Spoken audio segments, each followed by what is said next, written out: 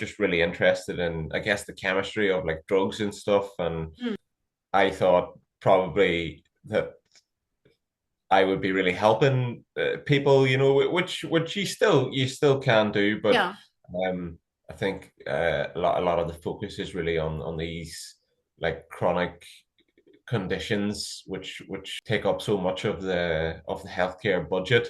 And yeah, later later came to realize that modern medicine, we're managing these patients rather than really looking to improve their health naturally. Yeah. Yeah. Um, so yeah, I went through, finished up high school, and I went to university, um, completed my degree, and then I guess it was only when I got into the workforce that I realized things maybe not just the way they seem. And I guess there was one moment where I was working in pharmacy, and I think I had a patient who was taking, I think it was 48 or 49 tablets. Oh So I my think it was about God. 20 different medications, if I'm correct. I can't Oh, that's remember perfectly, insane. but Yeah. yeah, I just thought like this is just crazy. Yeah. There's got to be a better way.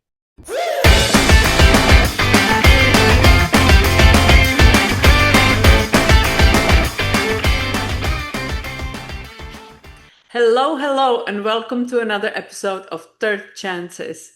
My guest today is a father of 2 years old who got up at 6:30 in the morning to be on the podcast, which I really appreciate. And partially it's because I'm in Florida and he's in Australia. Chris, welcome to my podcast. I'm so excited you could make it. Hi, yeah, I'm usually up at this time anyway, so this hopefully will not get too much background noise from my son. Oh, Um, that should be he fine. is up there, so It should yeah. be fine.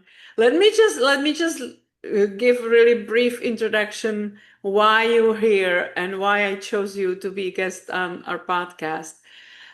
If you listen to me for a while, you would probably say that I am not a fan of pharma and I'm not a fan of being on pills. And mostly everybody I know who is into wellness and who is into taking care of their health, they are trying to avoid medications if possible. Of course, that's not to be said that there's no medication that is needed and life-saving, but for us who are trying to be proactive, of course, we don't want to get to the point that we will be dependent on medication for the rest of our lives. So when I found Chris Patrick, I was surprised he's in this field because he's a former pharmacist. I wanted to know what a former pharmacist turned health coach is doing today. Chris is helping busy professionals improve their metabolic health naturally. His approach blends ancestral wisdom with modern science, focusing on sunlight, circadian rhythms, real food, movement, training, sleep, mindset, and environment, which is absolutely what I sign off 100%.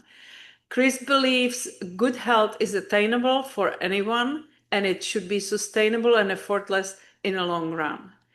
And so, my first question is inevitable. What made you decide for pharmaceutical field? And then what made you realize that it may not be the best path that you've chosen? Yeah, so when I was growing up, I was always interested in health, and probably my favorite subjects at school were biology, chemistry, physics. So so yeah, it sort of led me down into the medical path. Mhm. I like talking with other people, so you're going to be doing a lot of that, and that just I had a few relatives who were doctors and nurses, and really into sports as well. So into my fitness from a young age. Although I wouldn't really have called it fitness back then, but I suppose I was staying fit by doing all these sports and stuff. Normal Um, active kid, right? yeah, Yeah. yeah, yeah. I'd say quite a lot. Mom and dad would never let us play the computer for too long. So yeah, that was great. Um, and then yeah, just decided to do pharmacy after my high school, as you call it. I was just really interested in, I guess, the chemistry of like drugs and stuff, and Mm. I thought probably that I would be really helping people, which you still can do, but Yeah. um, I think a lot of the focus is really on these like chronic conditions, which take up so much of the healthcare budget. Later came to realize that modern medicine, we're managing these patients rather than really looking to improve their health naturally. Yeah. Yeah. Um, so yeah, I would have finished up high school and I went to university, completed my degree, and then I guess it was only when I got into the workforce that I realized things maybe not just the way they seem.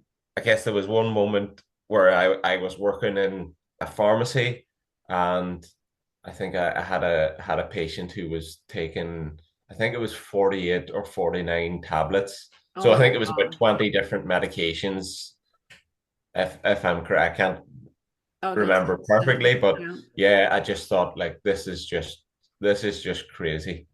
There's got to be a better way. You know, when Um, you say that, if I may interrupt you, yeah, it's just the realization that there is no way that the pharmaceutical companies can make trials to see how all these available yeah, drugs contradict with each other.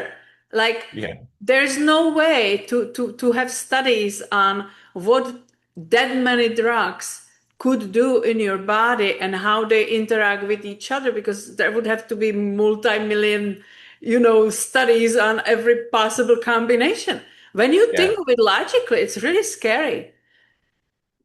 Yeah, and I think that, well, the word we have for that is polypharmacy, so on multiple tablets, and really the outcome, the studies on people who are on lots of tablets are not great, and maybe that's one of the reasons where the life expectancy has stalled, because these things aren't actually causing a great benefit to people.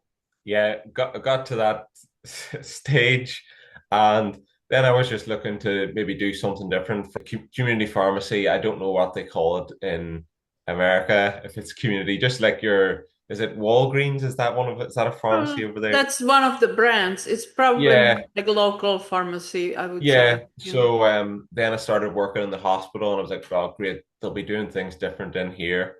And then I worked on vascular surgery ward for quite a long time. So Mhm. a lot of the patients in there, like you would expect them all to be smoking, and many of them were smoking, but interestingly, most of the people in there were actually diabetic. So yeah, then you see like their diets and things, and just started to get interested. Really, like how can these people, their legs are needing to be cut off, Yeah.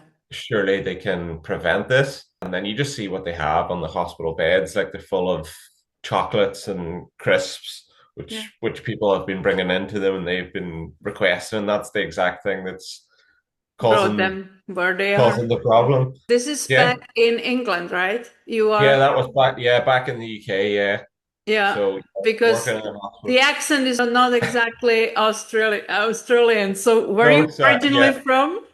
yeah. I'm originally from Ireland. Sorry, Yeah. Vera. Yeah. No, no, that's, I just forgot to mention it. Yeah, And yeah. So yeah. this is still when you were in Ireland.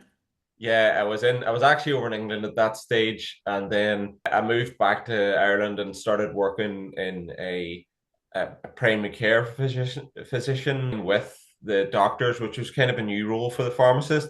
Hmm. And at the same time, I'd been doing a lot of studying just myself on nutrition and exercise, and then like one thing leads to another, and then eventually I I stumbled across the these things called circadian rhythms and influence the sun can have on your health.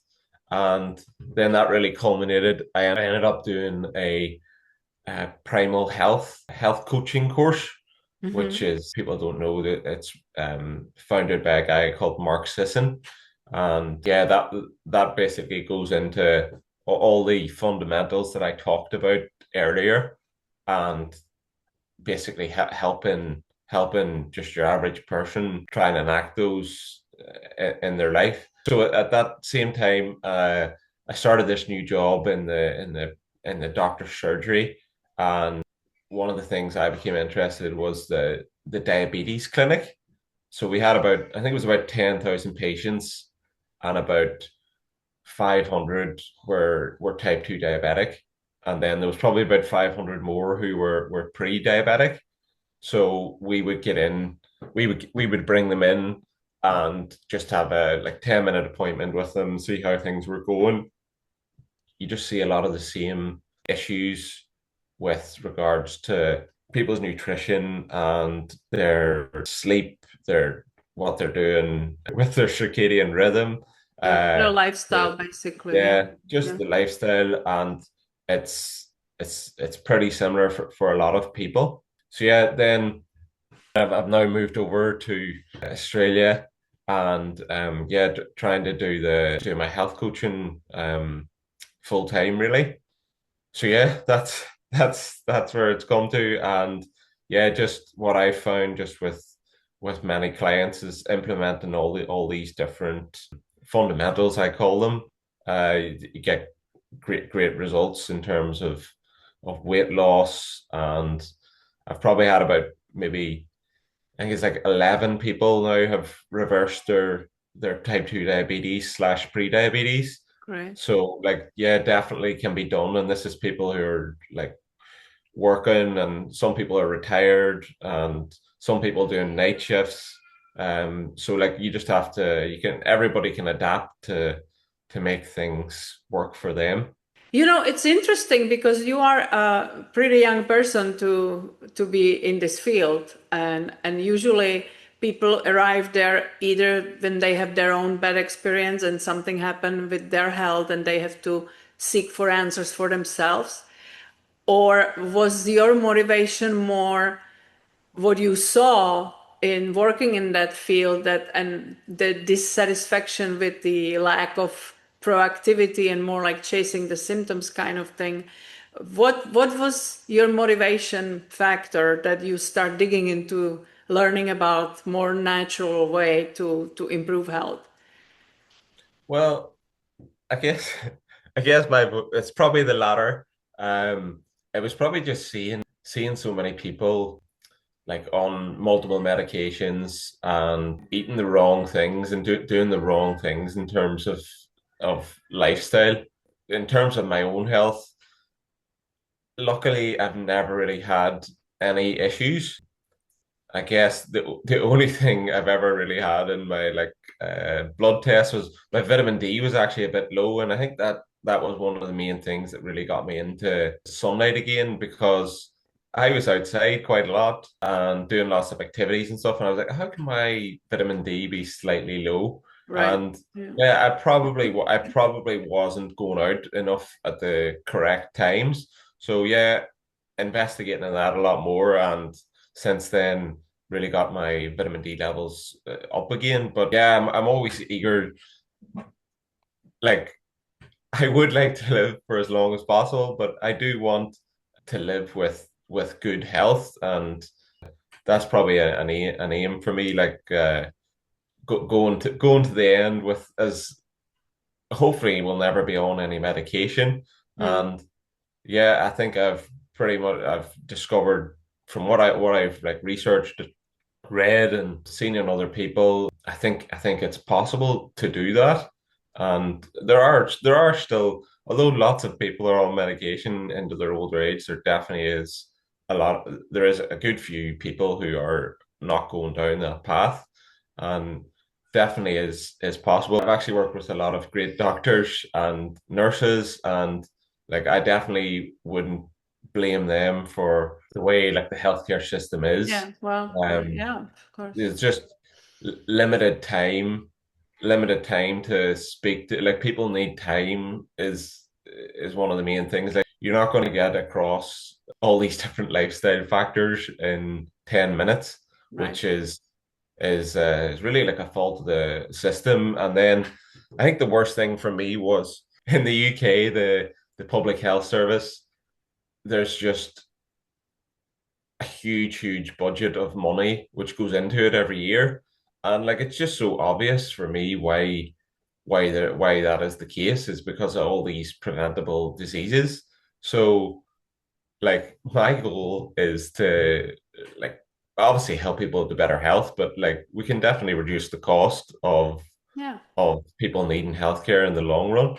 So yeah, that's probably my main motivations. Obviously, I want to stay fit for myself, and yeah, I just I see people around just round the place, and they're overweight, and I'll just be, I feel sorry for them, because I know that it's eventually going to lead down this medication path, Mm. and them not being able to fulfill the life that they probably want to.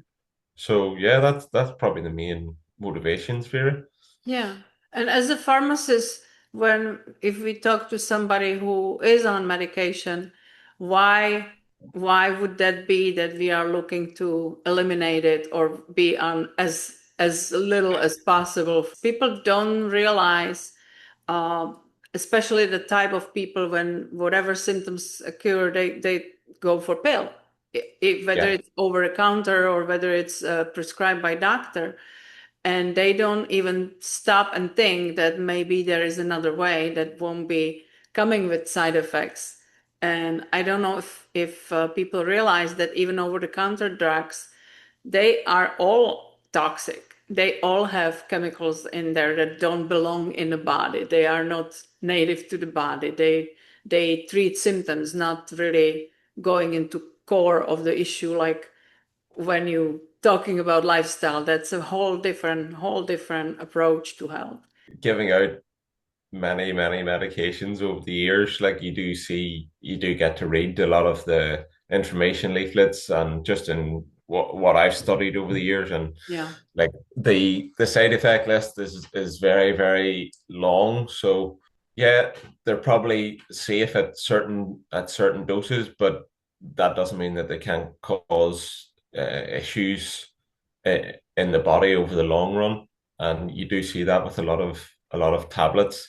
And yeah, I would never say that something's completely safe if you're Mm. putting it into your body. You just don't know. So yeah, I would be quite cautious about putting even these safe tablets in. And like, if there is, like, obviously for some people, they have to take tablets for things that have happened to them, unfortunately, and Right. that's fine. I think tablets can be great if utilized properly, can have great outcomes. But for most people, especially people type 2 diabetic, high blood pressure, fatty liver, like, the main things that are going to help these are the lifestyle. And even we'll see, like, the weight loss injections that are becoming very popular. Like, you're gradually just seeing more and more people coming out with different side effects and different issues. And yeah, they're not like this magic bullet. And interesting one that I see with the weight loss jabs is when the people stop taking them, that a lot of them put all the weight back on, Oh yeah. because they haven't really learned. It doesn't teach you what to eat. It just blunts the hunger. Yeah. And when you actually go off it, you'll put the weight back on, because you just go back to your old ways of eating and living. So Yeah. so yeah, yeah, they definitely can be good for some people. And I'll openly admit, I have prescribed it for some people when I was working in the traditional healthcare. And yeah, that definitely did help those people, because they were unwilling to change their lifestyle. But now it's great, because I'll be working with people who like really have a determination Mm. to change their lifestyle. And whilst they might not get the same speed of weight loss over the long run, they'll actually know what to do It stays. to, Yeah. yeah, to sustain it, which is Yeah. the most important thing. Yeah. And yeah, like even if somebody's out, they end up going out and eating a load of cake one day, like they can go back to what we've learned together. Yeah. And the next day they'll just be like, oh well, I had that cake. It doesn't have to be the end of the world. I can just go back to my normal eating, getting up early with the sun, and yeah, they've got a path, they've got a map rather than this magic pill. Yeah, you're right there because I actually not long ago I ran into someone I knew 15 years ago when I was back in Connecticut. And he had a gastric surgery. He had basically tied up stomach because he couldn't lose weight. He was really obese. And we met them after that, and he was losing weight rapidly because he just couldn't eat as much as he was used to. And just that mindset when you are right after the surgery, and it was expensive surgery. He paid for it.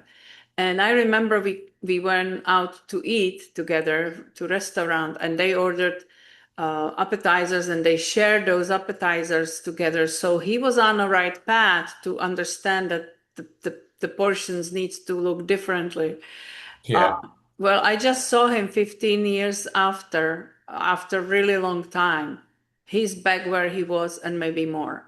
yeah, Because exactly what you said, unless you really change what you are doing, what got you there, any quick fix is not gonna have a lasting effect because eventually if that's why the diets don't work. The people go on diet and they view it as a temporary thing because right after, oh, I'm depriving myself of this, and right after I'm done with this, I go right back to what I was doing before. That's why we have the yo-yo effect. It's just game that is never ending. So could you go a little bit into what you teach, how you approach this? it's it's mostly general health, to be honest. But like I will get the odd person who does have diabetes, or they have something like fatty liver, or high blood pressure, or like when you do have these things, you probably will have a few excess pounds as well that you're probably looking to lose. And then there's some people who are like by all the markers healthy, but they just want to lose a bit of weight. And yeah, it's all the same, mostly the same treatment in terms of the lifestyle that you need to do. Obviously, some people could already be sleeping really well, so you don't have to you don't have to really look at that. And other people could be eating really well. It's just they're sitting down all day or something. So there's a great variation. Working with people really at the moment who are stuck in the office all day, and they find it challenging then to implement a lot of these things. And I guess being a parent too, like I've definitely found my time has reduced. So it's great just to have, like, I know exactly what I'm doing in terms of nutrition and fitness and my Mhm. circadian rhythm and sleep, and just cutting out all those decisions. I like to start with your circadian rhythm, which in very simple terms is your body's 24-hour internal clock. And this basically runs all the processes in your body when you sleep, when you wake up, hormone release, maintenance and Repair. repair. Yeah.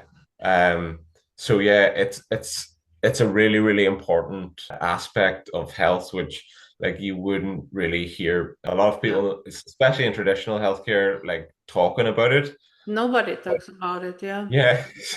Yeah. So I think it's probably one of the most important things. And in terms of the the cues for your circadian rhythm, the number one thing is really the your light environment.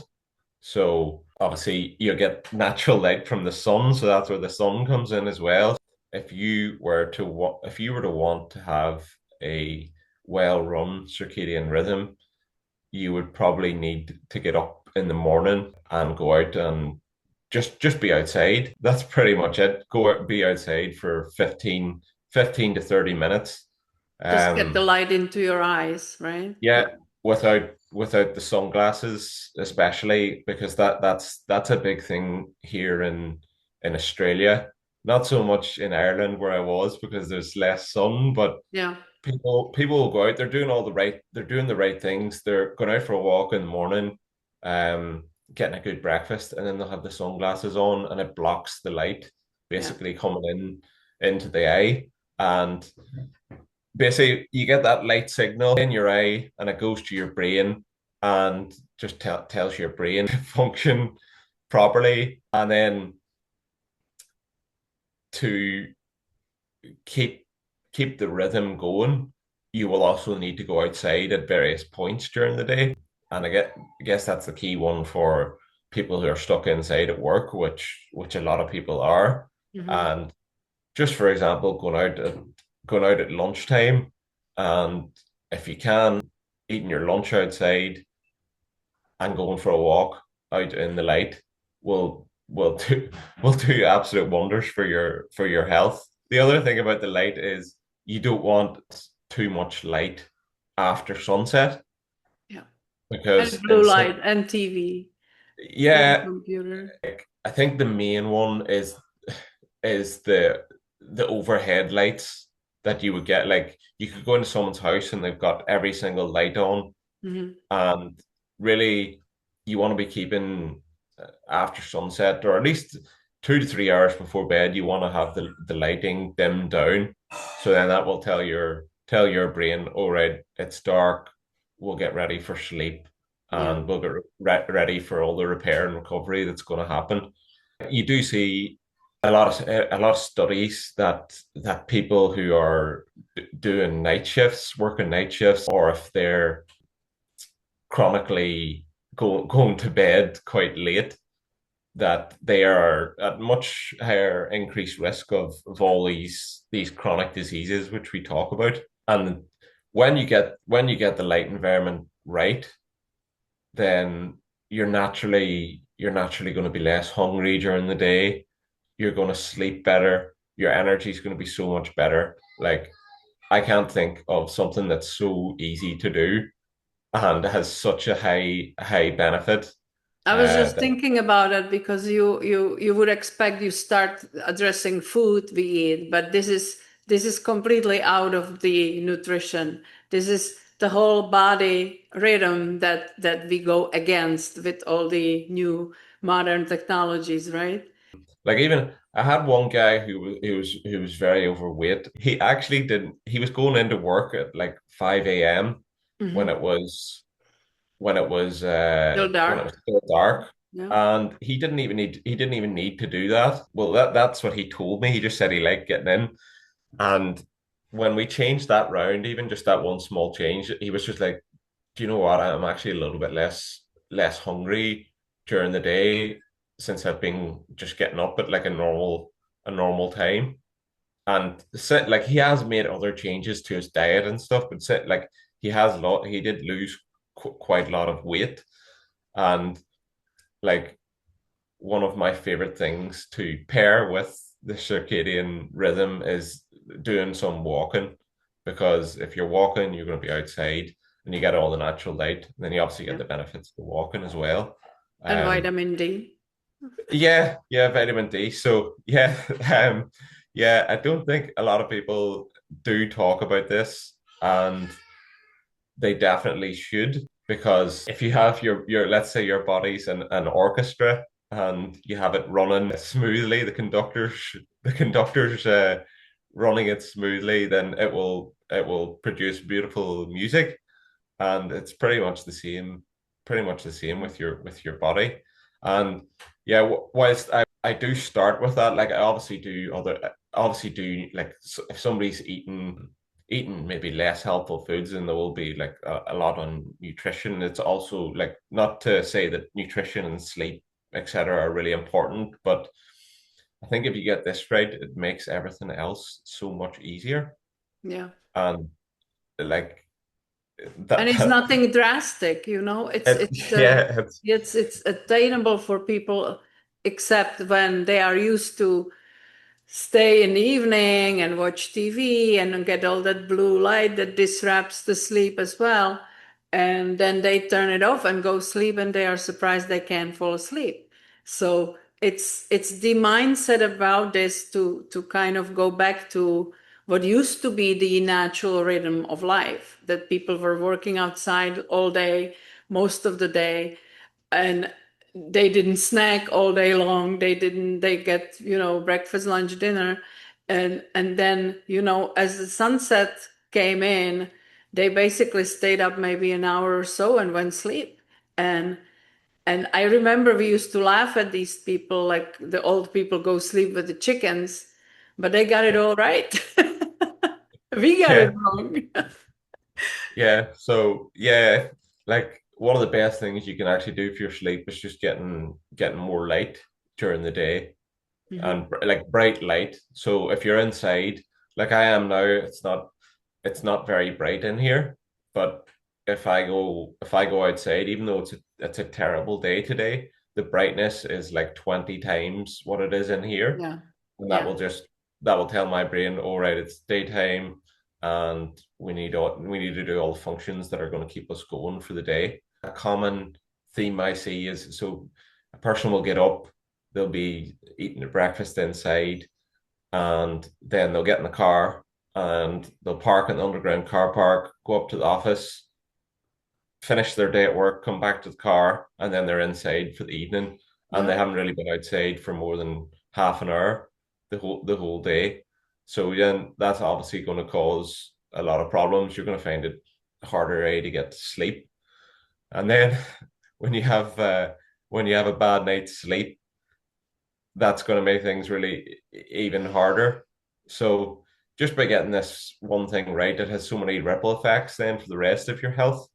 And then there, in terms of the actual what sunlight actually does for your health too, without getting too technical, sunlight is key for your blood pressure regulation. So a lot of good studies coming out now that just getting the UV exposure, which is not a good word for some dermatologists, Yeah. that can help lower blood pressure. And obviously, that's going to be good for preventing heart disease in the long run.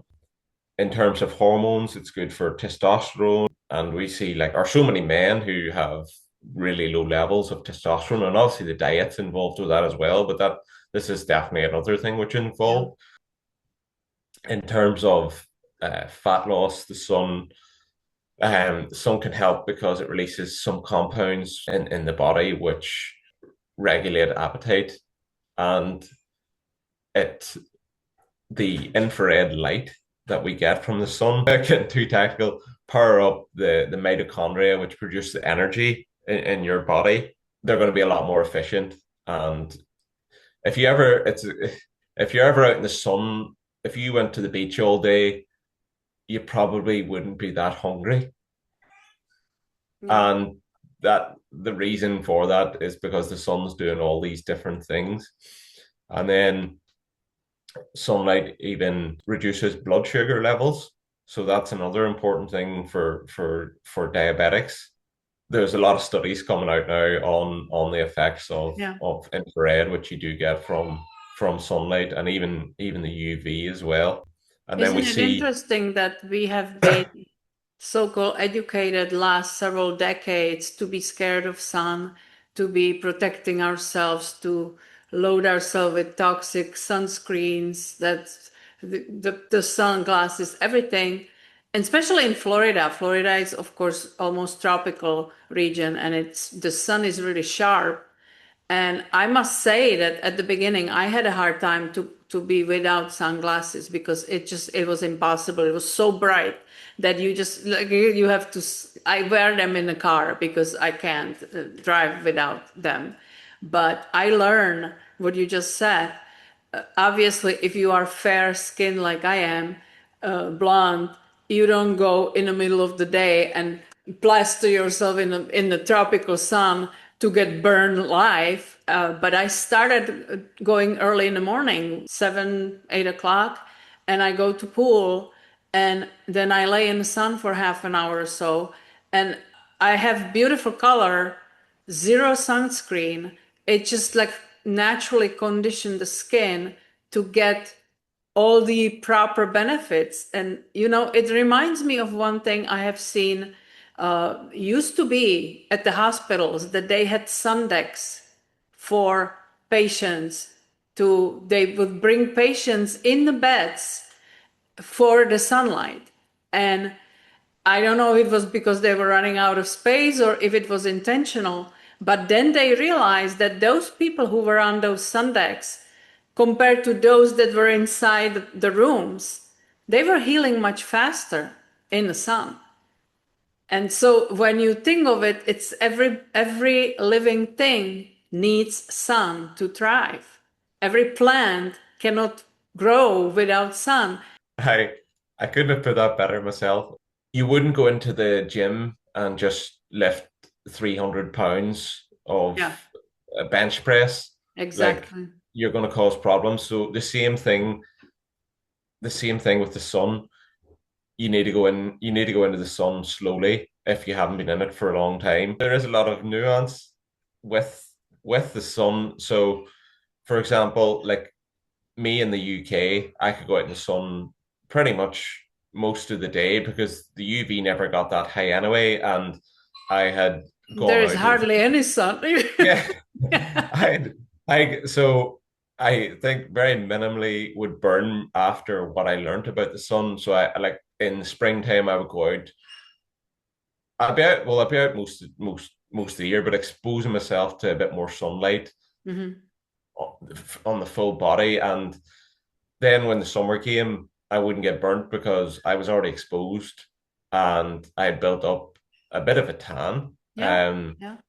Whereas moving to Australia, like I obviously do have to be a bit more careful because it is quite strong here. But yeah, then you can be smart.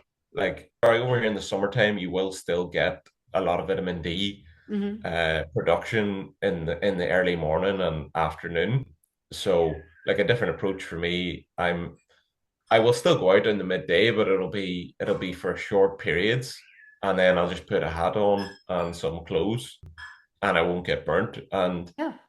since moving here last year, I am yet to have a really bad burn, and I do spend a good bit of time outside. But it is all about being smart. Yeah. Um, Obviously, my skin type is not really adapted to this area, Hmm. and I'm sure yours is the same for Florida. It's quite tropical. Yeah. Um, but that doesn't mean that you have to sit indoors all day and That's put exactly, loads of yeah. sun cream on. That's what And I like, wanted to bring across, that yeah, we don't advise people to sit in the sun all day long. yeah, That's not what we are talking about here. yeah. And my wife has told me stories like this is probably why like Australia has high cancer rates. Like she said, when they were younger, they used to go out into the sun all day and get absolutely scorched. Burned, yeah. Yeah. Like that is probably a bad idea, especially if you're from a white background Yeah. coming from Europe. Hmm. Whereas the people like the indigenous Australians who live here, like they still won't be going out into the sun for like 12 hours a day, but their skin can withstand Yeah. a lot more of the sun's UV rays. It's something you really have to work out by yourself. And there are a couple of good things like A, you would get your circadian rhythm in line so that your body is producing all the hormones and chemicals at the correct time.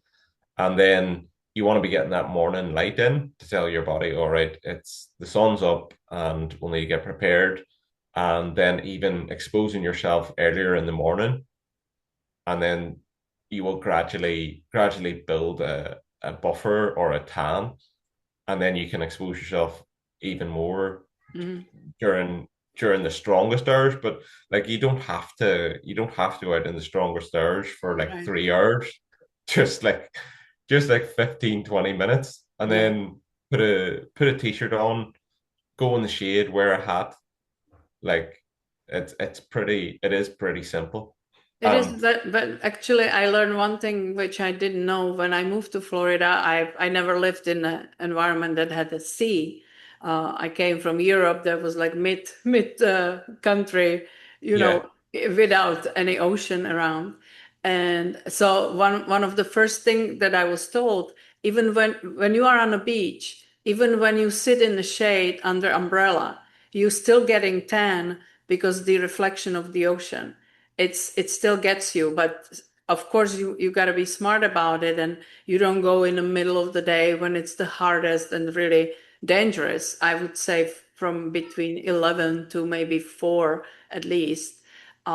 If you baking in the sun all day long, yeah, that may be a problem, but you can get beautiful tan for in the morning or late in the evening when the sun is still high but it's going down. And to what you said, like before, that people were storching.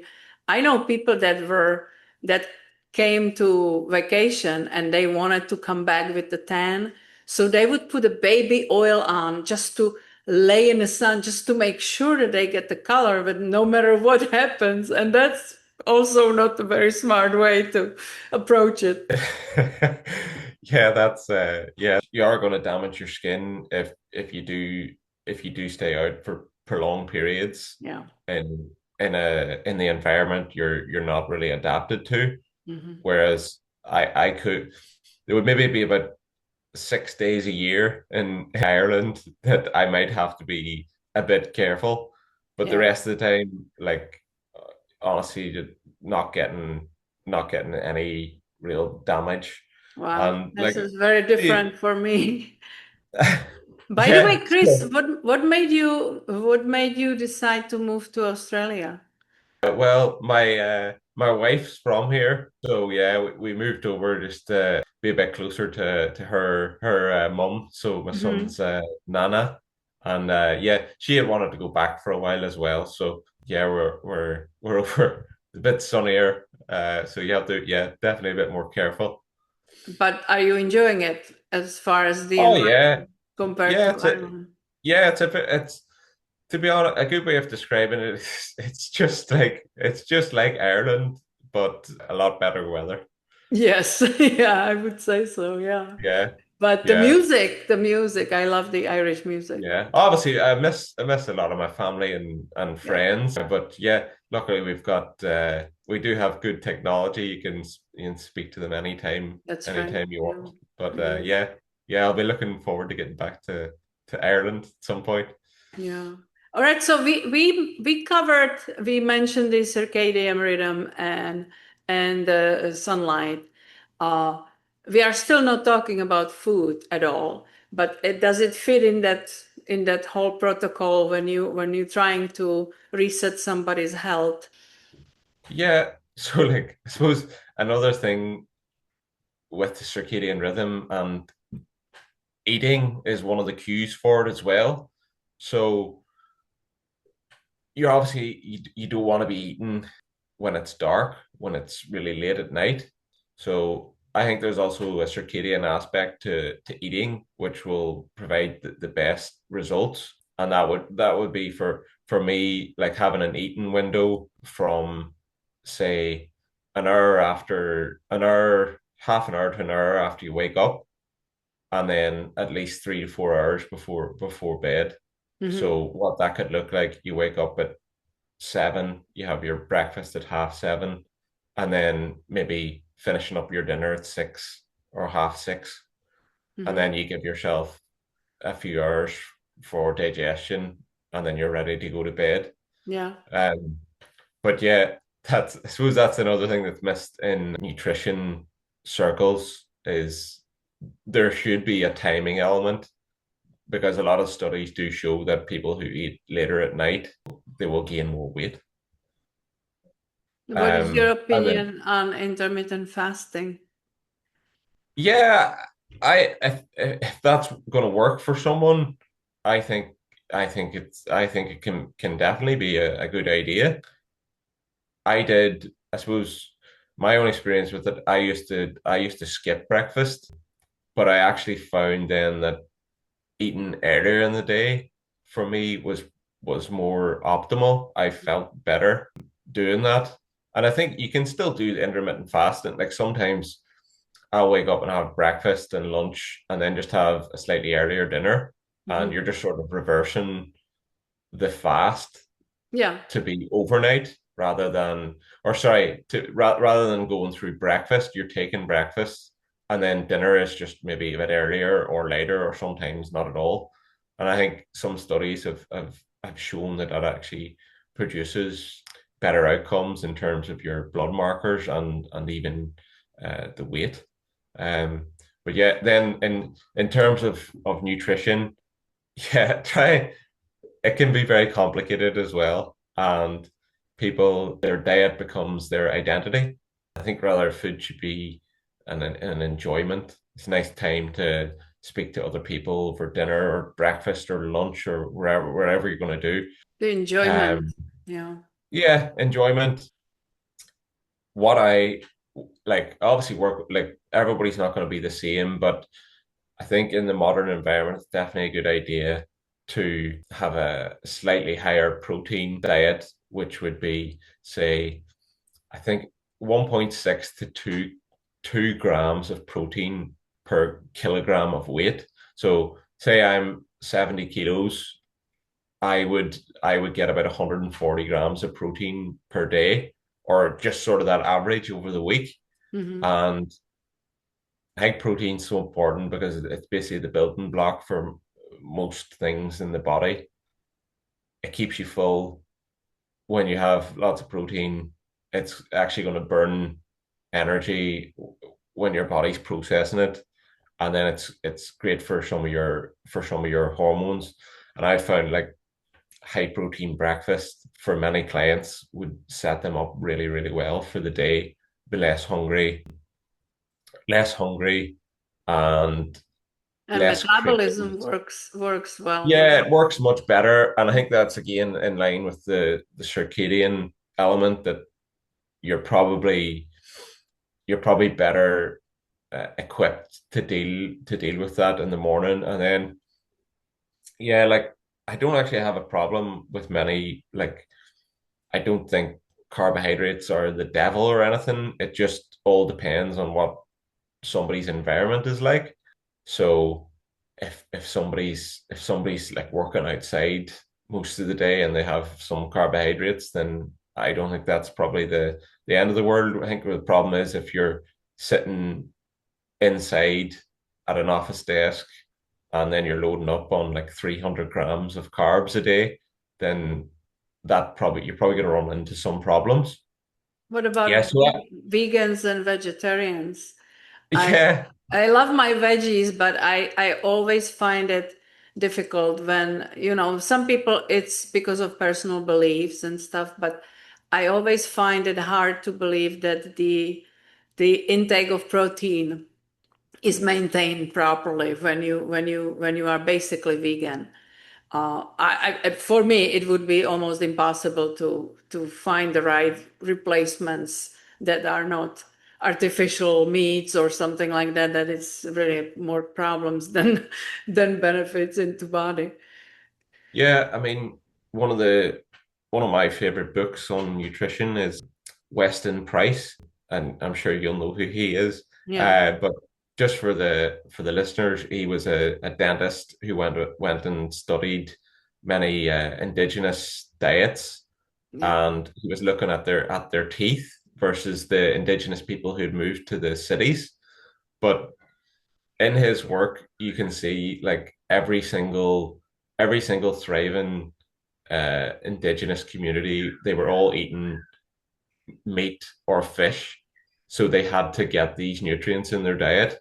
And while some of them were eating a lot of plants, and some of them were probably more animal based, like you do probably need to include, well, not probably, you do need to include some animal or fish products in your diet just to get different fat soluble vitamins, especially. I would still work with someone who is vegetarian anyway. I have no experience with vegan diets, so I wouldn't work with those people. But yeah, like I think it would be really difficult to get enough protein. And you do see, like, there are some vegans who are in really great shape, but a lot of vegans tend to lose a lot of muscle mass. Yeah, they're eating stuff that's really highly satiating. So lots of fruit and veg, and that does really fill you up, but just doesn't give you everything you need. Yeah. And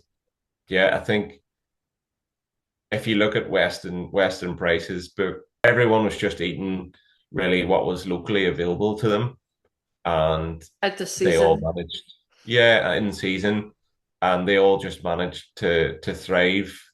Like they had great bone structure. And then when the people went to the cities where there was lots of ultra processed food, and also, something he didn't mention in the book, but they're probably going from a really good light environment in the countryside to one in the city where there's light at night and stuff, and that can affect things. Yeah, correct. Um, Yeah.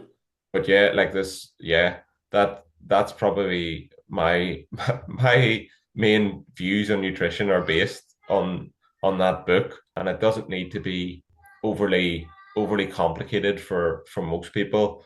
If you're eating plenty of protein, you're not going to be that hungry, and you're probably going to eat a little bit less, and Yeah. you'll probably lose weight. And in my world, because I used to do holistic nutrition for Yeah, people, and that was my business. When they were all confused about all the different environments and advices, and I would tell them, just try to eat as much food that doesn't come with a label. That's all. yeah, That's just don't buy boxes don't buy processed food. Don't buy stuff that you have to read ingredients on.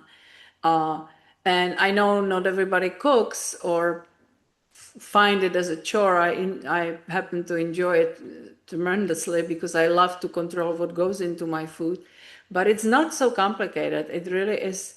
People are looking for the next magic diet, but it's not about that. It's really about looking at food differently and enjoy it and live with the rhythm of the life like we used to, and suddenly things on its own start to optimize themselves, balance themselves out in the body, because we really put it through a lot of stress.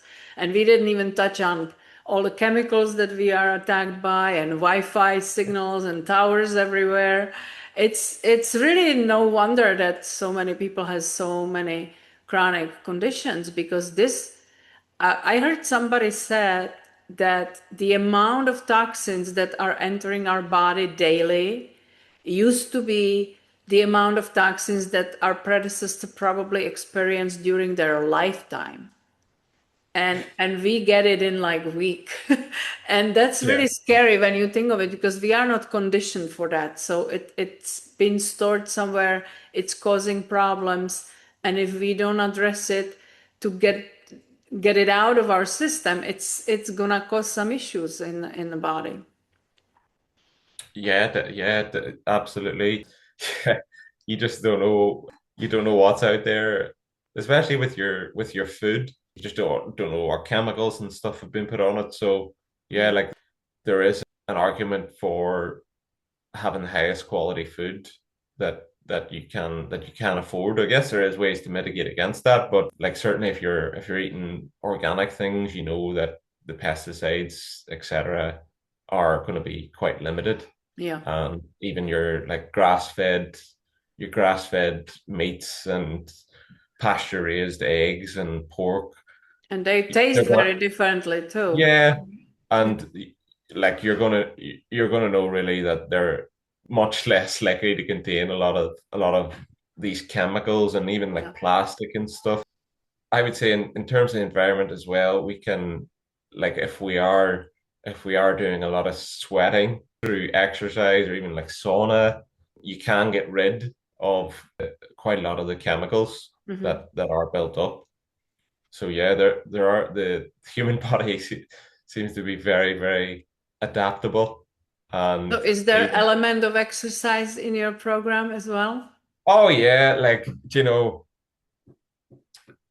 I think again I think something that puts up people off exercise is that they think they need to be training like 6 times a week. That's just simply not the case. I think you need like a baseline of movement during the day. So like I know 10,000 steps gets a lot of it's a bit of a cliche, but like getting in and around those levels each day, I think that's really the baseline. That should be like brushing your teeth. It should be just something that you do.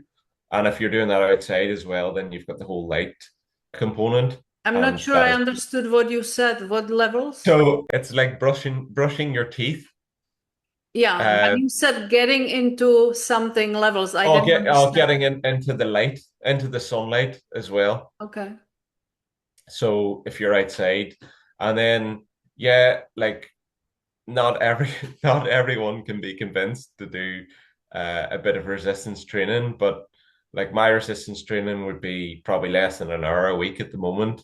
I do still love going to the gym. Like I used to do CrossFit. I just haven't really had the time since I've moved Well, you over can here to the gym. probably lift your baby up, you know. Oh yeah, like exercise doesn't have to be in the gym either. Like Yeah. you can do your own body weight stuff at the house, or in like here in Australia, there's some great like parks which have like basically all you need is a pull-up bar, and you can do a really, really effective workout in less than half an hour.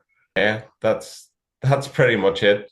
I would say get the walking and the resistance training nailed into your habits, and then maybe add in a bit more aerobic activity if you want to get a bit fitter. It's Mhm. definitely like a good idea, but like not essential to do like loads of running when you're trying to lose a bit of weight, and maybe actually counterproductive. So if I'm looking at the 12-week health coaching program, you named it wonderfully, Effortless Health Reset. Yeah. Uh, if somebody's listening to it and they are intrigued by what you're talking about, by the way you approach this whole situation and whole health, looking at the health as a total thing, not just cherry picking one issue after another, like unfortunately modern medicine does. What can they expect? How does it go? You coaching online, right? They don't have to be Yeah, physically online present. and like I had previously been doing in person, and I would still do in person, but obviously that would be only for people in Brisbane. So effortless health, it's not to mean that it doesn't require some effort, Right. but in the long run, it should just be built in. Like you should have great systems in place which make all this really simple. Mm-hmm. And even if you have a bad day, like your sleep's bad, or you've maybe eaten something that's slightly less helpful, that you the next day can just go back to basics, and you'll know that that one day is not going to lead to serious. Yeah, so what I would do really is if someone got in contact with me and then they want to do a bit of coaching, there would be a extensive lifestyle questionnaire, Mm-hmm. and every plan I would produce would be personalized to someone. That would include all those things, the sunlight exposure, the circadian rhythm, nutrition, the training, sleep, and they're all interconnected. They all have a ripple effect and make each part easier.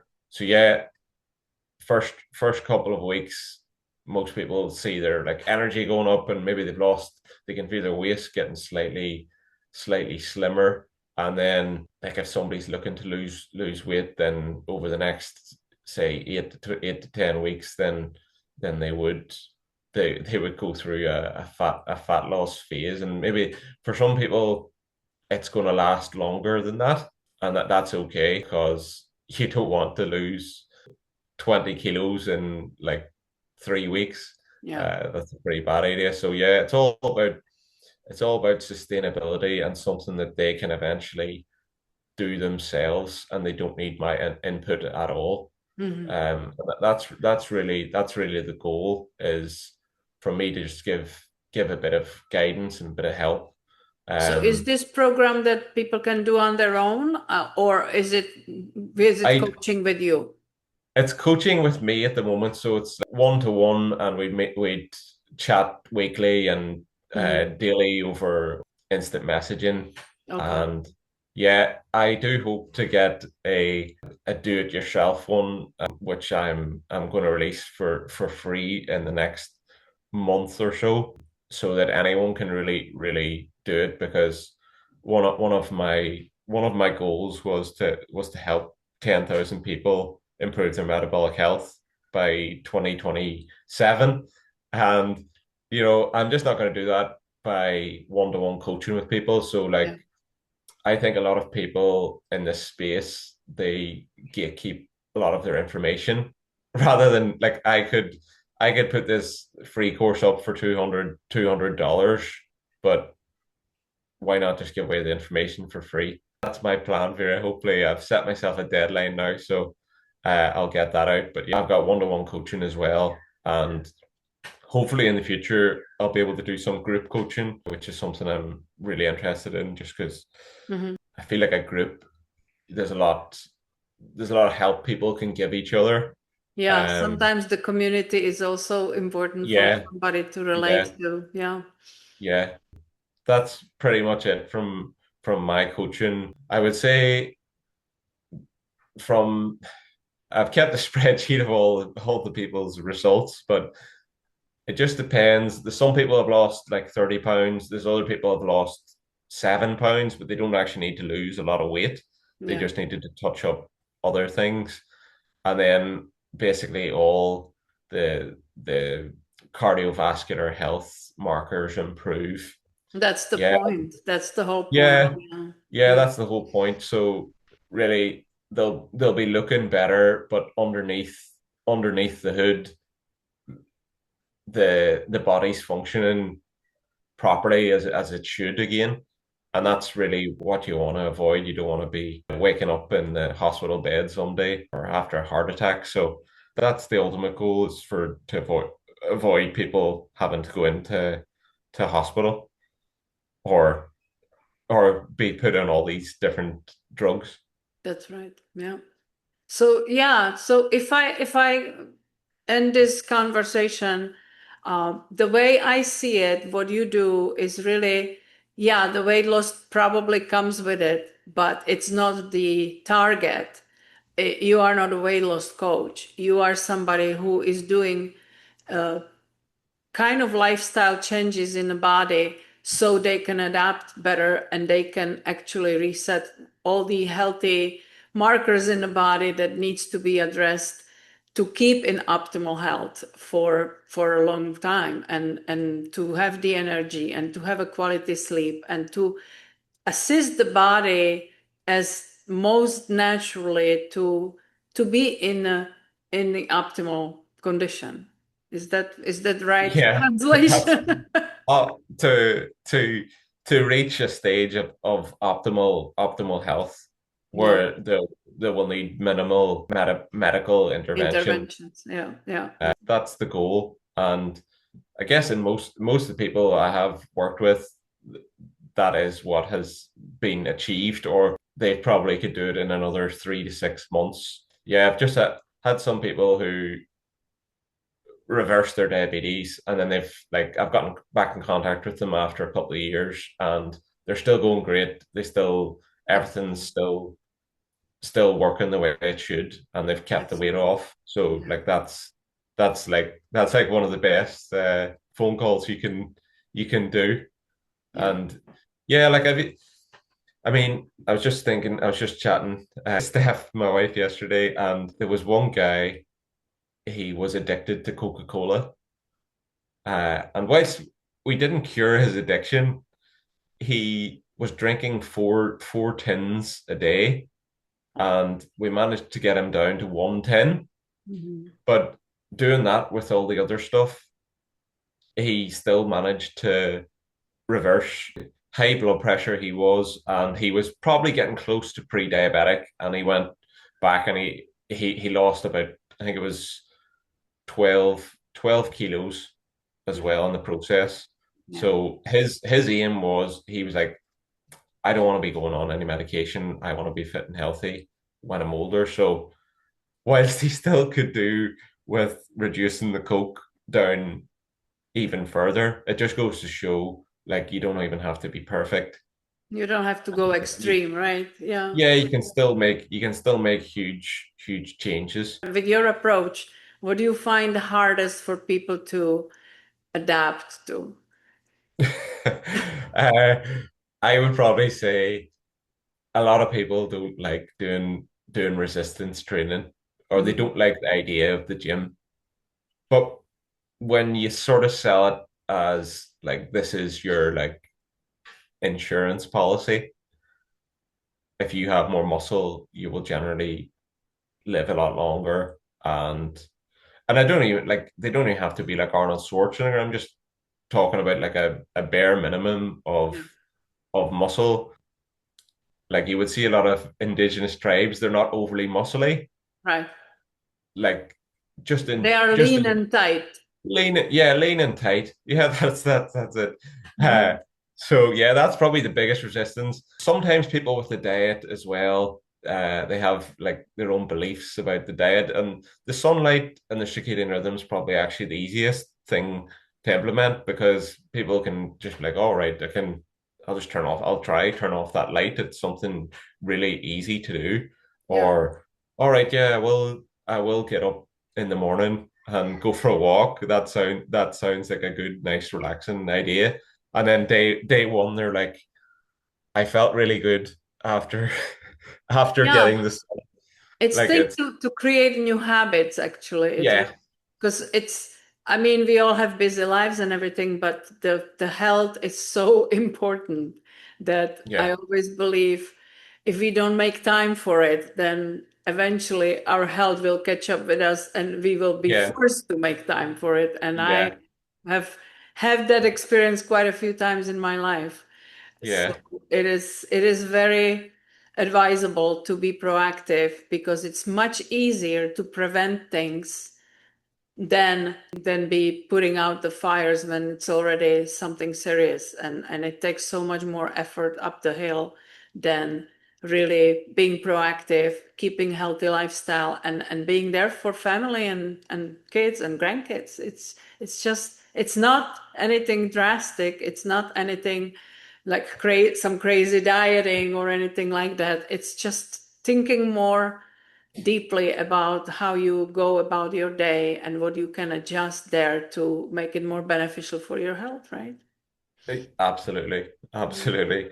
Yeah, you don't need to be doing a crazy diet. Uh, you can just make small adjustments, and then over time, you've got a pretty good looking diet that most people end up going, oh, you're eating really healthy today, and you're just eating normally, and that's part Yeah, of your new lifestyle. right.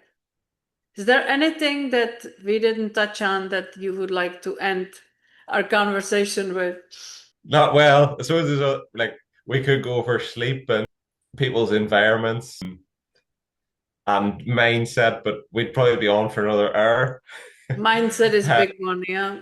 Yeah. So I suppose just in terms of, one of the most important things I think somebody could do if they're looking to make changes in terms of mindset is just finding their why, for why they want to change. And like, you'll get some people coming in and go, oh, I just want to lose weight.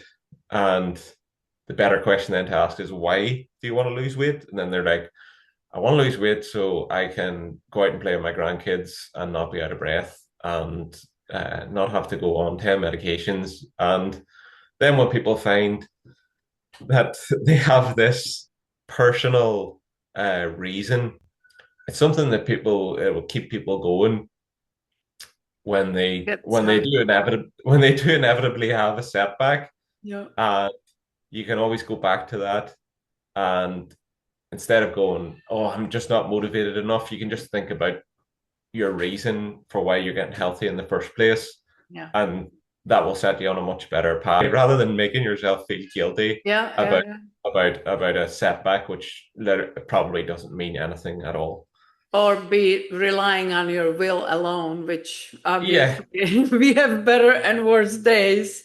We are all yeah, humans, and yeah, that's a very good point. Yeah, the mindset is everything.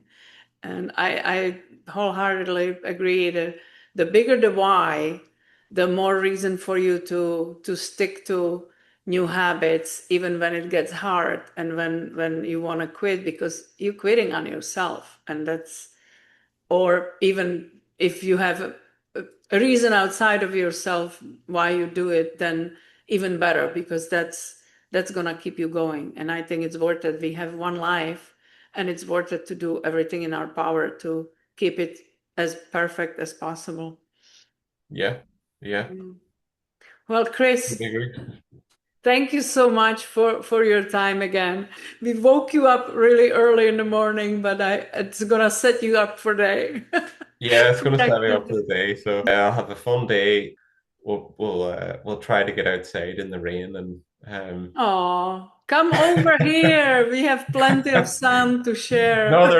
there is a lot of sun here. It just happens to be raining here at the weekend, In which is Florida, unfortunate. we have like 320 days of sunshine. Like Yeah, it's really the Ireland. I always, it's funny when you said that because I watched the movies and I love the Irish music and I love Irish whiskey and everything. But then you see the beautiful, nature, and it's really quite grayish, sad because it's so little sunshine there. Yeah. yeah. Well, So yeah, it's I your can. homeland. Yeah. And I came from Czechoslovakia, Czech Republic now, Oh and yeah, we are surrounded by mountains, and so I know exactly how it feels when it starts to be foggy and cold and raining, and it sits there for weeks. It's just like it gets you depressed because it's so important. The sun is so important, and we yeah. were we were being scared of it for a long time, and I just hope that people start to approach it a little more wisely. But we really, no living creature can exist without sun, and we just have to go smart about it and really enjoy the benefits of sun. You know. Yeah, definitely agree. All right, I'm not gonna keep you Oh, any longer. Thank you so much. This was joy, and I hope it's not the last time that we talk. yeah. And Thanks if very much, anybody Vera. would like to reach out to Chris, I'll post all the connections in the show notes. So please do not hesitate. I'm sure he can get on call with you and just talk and see if it's something that you would like to engage with and if it's something that is right fit for you. The worst thing that can happen that is you ask and you just have a conversation and realize if that's something that you want to get Oh involved. yeah. Yep. It was pleasure meeting you, Chris. Thank you so much. Thank you, Vera. Go get that boy. Is it boy or girl? Boy, Boy. boy. Yeah. Yeah, Go get that boy and play some games. yeah. Thank you. Have a good night. I mean, Thank good you. day for you. I have evening here. Take care.